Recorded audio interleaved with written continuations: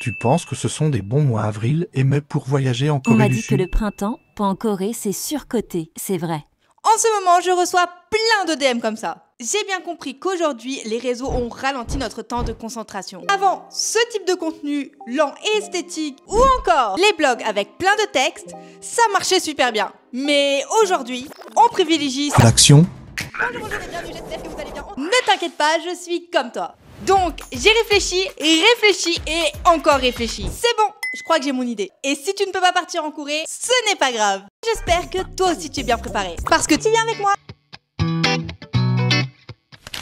Là, je te regarde, tu me regardes, je te regarde, tu me regardes. Je sais très bien ce que tu te dis. Encore les cerisiers. Et là, je te réponds, oui, mais non. Certains pensent certainement ça. Pourtant, avril est synonyme de cerisier, non?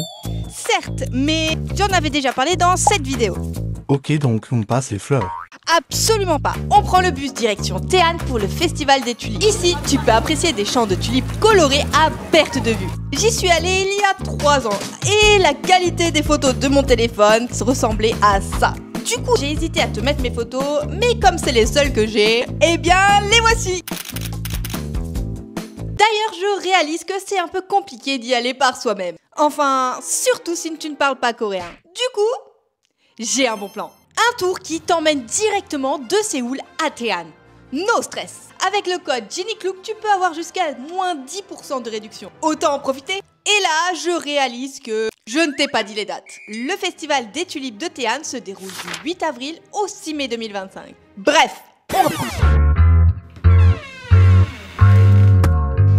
Comment faire une vidéo sans te parler de nourriture? Oui, sur cette chaîne, c'est la base. Avril et mai, ce sont des mois réputés pour 2 festivals de nourriture. Le premier a lieu dans une ville où il y a du thé et encore du thé. Et même de la viande cuisinée avec du thé. Il s'agit du festival de thé de Boseong. Et les paysages sont magnifiques. Mais si tu y vas, n'oublie pas, Boseong, c'est la campagne. Donc, il y a peu de bus. Et le deuxième festival, c'est le festival des tteokbokki. Nani? Oui, un festival dédié aux gâteaux de riz épicés, les tteokbokki. Celui-ci se tient dans la ville de Daegu. Oh, ça pique! Mais c'est super bon. Je pourrais te proposer d'assister à des concerts ou à des festivals de musique en Corée du Sud. Mais entre nous, il y en a toute l'année.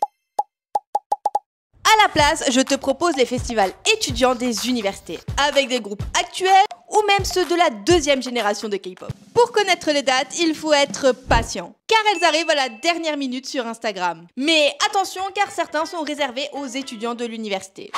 Je ne sais pas si tu sais, chaque année, au mois de mai, il y a le festival des lanternes de Séoul, pendant lequel il y a plein d'activités et surtout un défilé de lanternes de toute taille. Des petites et des énormes. Et accroche-toi car il dure 3 heures. 3 heures? Oui, tu m'as bien entendu, plus de 3 heures. Des lanternes de temple, des lanternes d'association, des lanternes d'école, des lanternes géantes, des lanternes petites, des lanternes de dessin animé. Tout y passe. C'est splendide. Et comme peut-être tu ne pourras pas y aller, qu'est-ce que tu dirais que je te montre un petit bout du spectacle? Allez, on y va!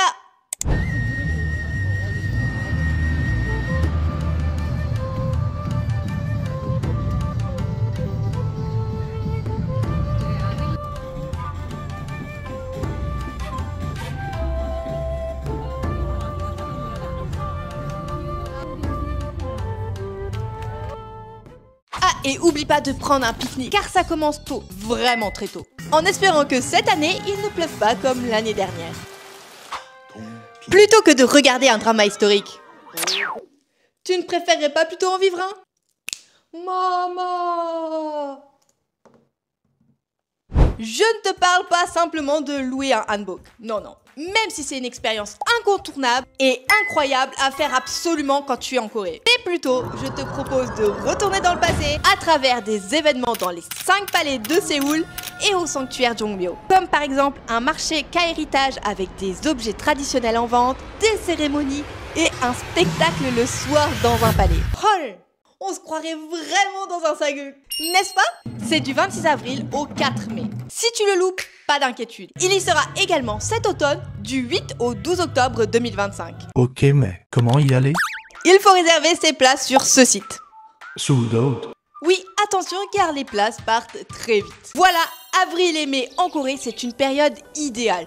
Ni trop chaud, ni trop froid, avec un temps parfait pour explorer. Certes, les cerisiers ne fleurissent que quelques semaines, mais il y a tellement d'autres festivals, activités et expériences à découvrir. Cependant, n'oublie pas que le printemps, c'est aussi la période avec le plus de pollution. Donc, prépare-toi en conséquence. Malgré tout ça, même si la saison est courte et souvent polluée, elle reste pour moi une des meilleures pour visiter la Corée du Sud. Comme d'habitude, si tu as aimé cette vidéo, n'hésite pas à la liker, à t'abonner et à la partager. Et moi, je te dis à la semaine prochaine pour une nouvelle vidéo.